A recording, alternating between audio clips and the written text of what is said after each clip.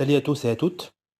Comme je vous ai dit, il s'agit bien d'un bâtiment en charpente métallique constitué par deux petits bâtiments dont la hauteur sous plafond égale à peu près 5 mètres et le bâtiment central dont la hauteur du poteau égale à 8 mètres et la hauteur totale de la construction égale à 10 mètres. Bien sûr, dans cette session, on va commencer ensemble la modélisation du portique de stabilité des bâtiments considérés. Et bien sûr, de préférence, c'est toujours de commencer par la création des lignes de construction. En ce qui concerne l'ouverture du bâtiment, vous avez deux petits bâtiments dont l'ouverture égale à 10 mètres et le grand bâtiment, l'ouverture égale à 20 mètres. Donc, je vais commencer dans robot, juste pour vérifier le type de la structure sélectionnée. Toujours, il s'agit bien d'une étude d'un portique plan. Je vais commencer avec la définition des axes. Et bien sûr, puisqu'il s'agit bien de la modélisation en 2D, je vais définir les axes selon l'axe, dans deux axes, l'ouverture selon l'axe X et la hauteur du bâtiment selon l'axe Z, la hauteur ou bien les différents niveaux. Pour X, je vais créer la première ouverture de 10 mètres, un espacement répété une seule fois avec un espacement de 10 mètres. Le premier axe niveau 0, le deuxième axe niveau 10. Par rapport à 10, je vais créer une deuxième ouverture de 20 mètres pour le bâtiment central. Et par rapport à 30, la position toujours, c'est la dernière position. Par rapport à 30 mètres, je vais ajouter une ouverture ou bien un espacement de 10 mètres. Avec cette opération-là, j'ai créé euh, ces quatre axes-là. Axe pour x égale à 0, axe pour x égale à 10, x égale à 30, puisque l'ouverture égale à 20, et x égale à 40, puisque le bâtiment est symétrique. Regardez ici, j'obtiens 40. Pour la libellée, je vais choisir valeur. Pour le x, je vais définir les différents niveaux et je vais commencer par le niveau 0, le niveau plus 5, plus 8 et plus 10 mètres. Donc, par rapport à Z, je vais commencer par la création du premier axe distant les deux premiers axes distants de 5 mètres. Par rapport à 5, je vais définir le deuxième niveau, c'est pour Z égale à 8. Donc, par rapport à 5, j'ajoute un espacement de 3 mètres.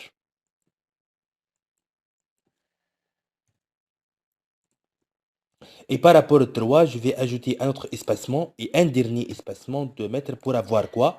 Pour avoir la hauteur totale de la construction. Donc, avec à ce niveau-là, on a créé les lignes de construction et c'est la méthode efficace qui nous permet de simplifier et faciliter la modélisation de la structure. Une autre chose importante, c'est que on doit définir un axe central afin de définir le sommet ici du bâtiment. Et puisque l'ouverture totale égale à 40 mètres, donc ici, vous avez une distance par rapport à 0 égale à 20 mètres. Donc, je reviens ici et pour les axes par rapport à l'axe, bien sûr, euh, on peut modifier bien sûr à tout moment les axes créés ou bien supprimer ou bien ajouter ou bien modifier. Par rapport à 0, je vais ajouter un espacement de 20 mètres.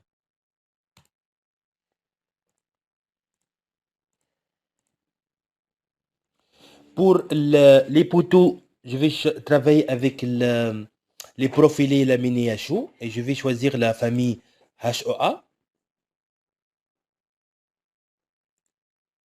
Je vais commencer par HOA 400 pour les poteaux.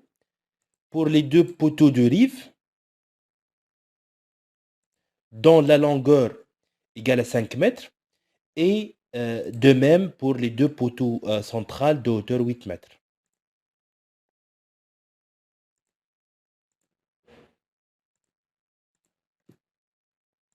Je vais afficher ici le croquis des profilés.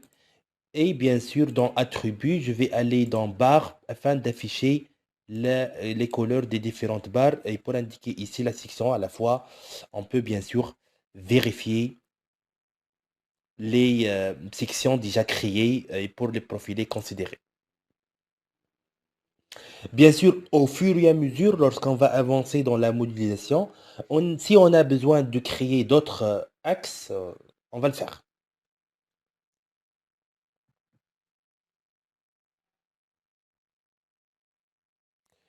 Vous avez ici des fermes dont la distance entre la membrure inférieure et la membrure supérieure, je vais prendre 1 mètre ici.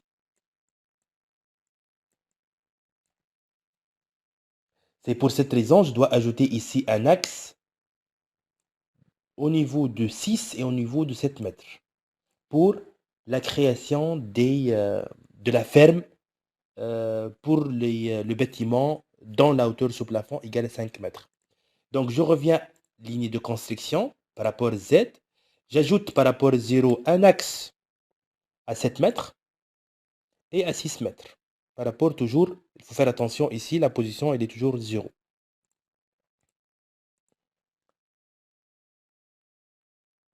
Et donc, je reviens ici. Bien sûr, pour les éléments de la ferme, membrure inférieure, membrure supérieure et les montants, les éléments dont la couleur égale est bleue ici, ce sont les fermes triées en N, et ils sont constitués par des doubles cornières.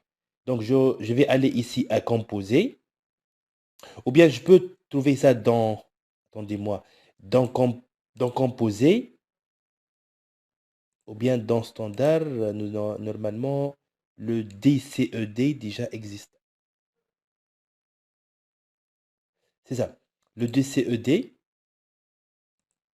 je vais commencer. DCED, c'est-à-dire les doubles cornières soudées. Je vais commencer par les DCED 70 x 7. Ces éléments-là ont été choisis pour les éléments, la membrure inférieure et la membrure supérieure.